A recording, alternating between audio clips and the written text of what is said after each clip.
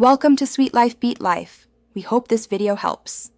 You start by clearing ash and opening the Jikokoa vents fully so air can move.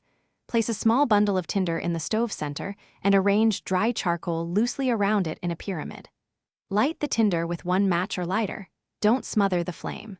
Once the tinder catches, you'll see charcoal edges start to glow. Make sure pieces are small enough for rapid ignition. This first phase creates the hot core you need for reliable coals.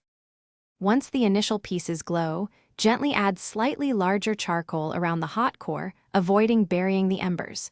You want a spreading, even glow, so add fuel in stages. Partially close the vents to slow the burn if the fire climbs too fast, and open them to intensify it. This controls temperature. If ignition stalls, give a short burst with a bellows or handheld fan for 10-20 seconds. This increases oxygen, and you're ready to cook when most pieces are red and have a light dusting of white ash. Place your pot or pan then. Maintain steady heat by fine-tuning vents and adding a few charcoal pieces at a time to avoid temperature spikes. For safety, keep a lid or bucket of sand nearby. If the fire won't sustain, check airflow and remove any ash-blocking vents, or replace damp charcoal with dry pieces. Improving oxygen and dry fuel fixes most issues quickly.